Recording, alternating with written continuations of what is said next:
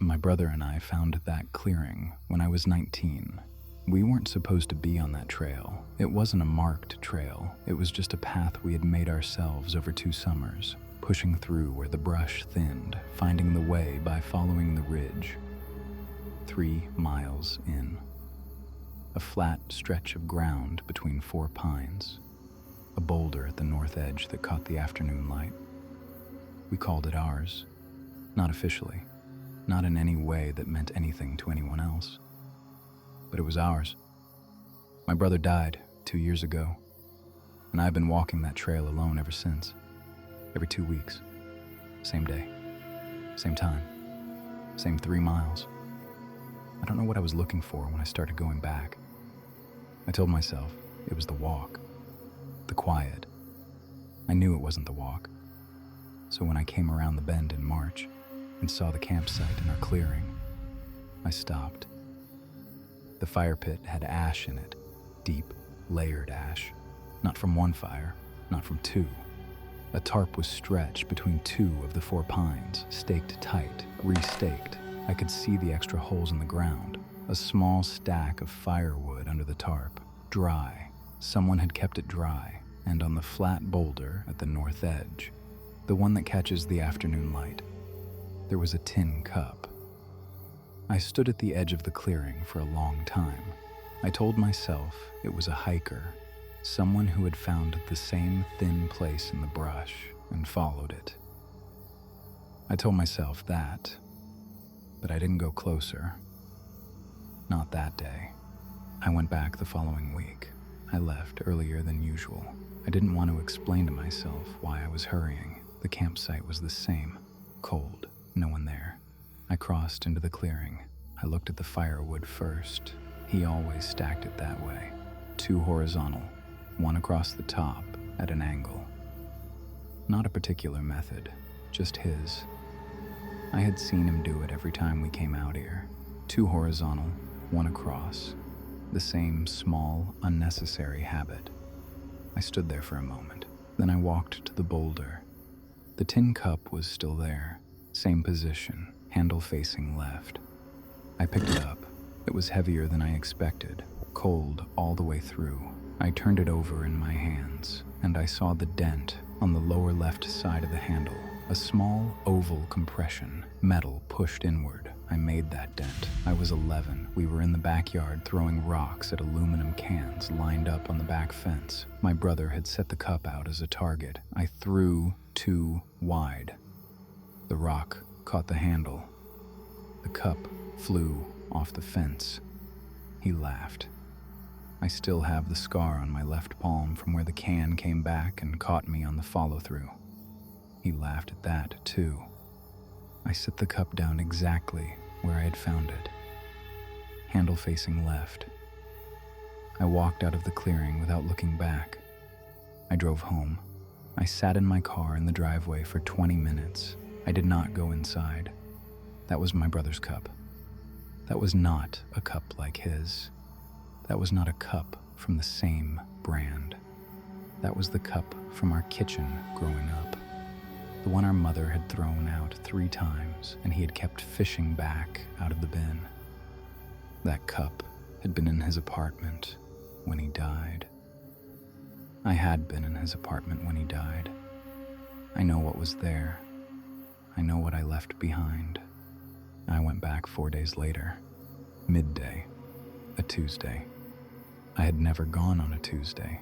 The campsite was occupied, not actively, no one in the clearing, but the fire pit was warm. I held my hand over the ash and felt the heat still rising. Someone had been there within the last few hours. I didn't touch anything.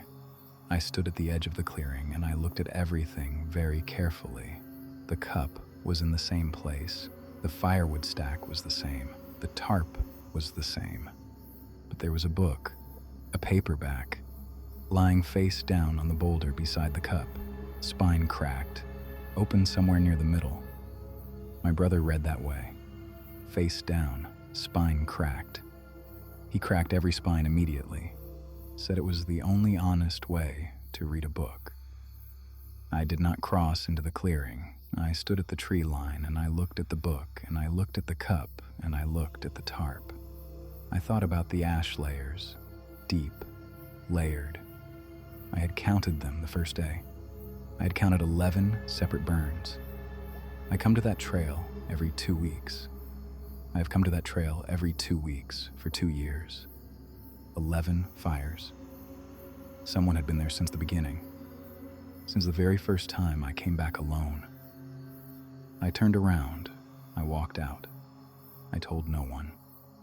There was no one I could tell without explaining why I was still going back to a trail I had told everyone I had not been back to. The last thing I said to my brother was not something I am going to say here. I have not said it to anyone. I have not said it aloud since the morning I said it to him. 3 weeks later, he was gone, and there was no conversation after, no phone call, no message, nothing from him. And then he was dead. And I was left with the last thing I had said. I started walking the trail because it was the only place I could think of where he might still be present in some way. Not in any sense I could have explained. Just that clearing was ours. He had been there. He had sat on that boulder. He had stacked firewood that specific small way. And I thought that if I kept going back, maybe he would know I was going back. Maybe that counted for something. Maybe I was walking toward the thing I could not say out loud and he would know that, and it would be enough. Maybe that was what I was doing every 2 weeks. For 2 years. I went back one more time. I needed to know if someone was going to step out of the tree line. I needed to know if my brother was going to step out of the tree line. I did not know which answer I was more afraid of. The campsite was gone, not abandoned. Gone. The tarp was down. The fire pit had been filled in and covered. The firewood, gone. The clearing looked the way it had looked before any of this started. 4 pines, a flat stretch of ground, the boulder at the north edge.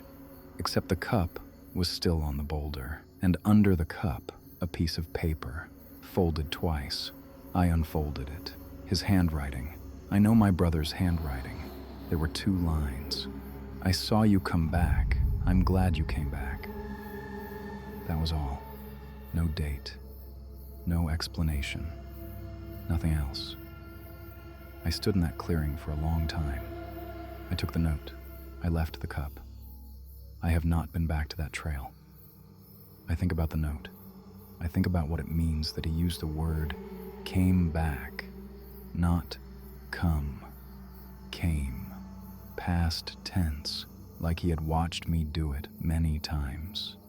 I think about the 11 fires. I think about what it would mean if he had been there the whole time, watching me come back every 2 weeks, not stepping out of the tree line. And I think about what it would mean if he hadn't, if something else had been there, something that had learned his handwriting, his cup, the way he stacked wood. I cannot decide which of those things is harder to carry. I have not decided. I don't think I'm going to.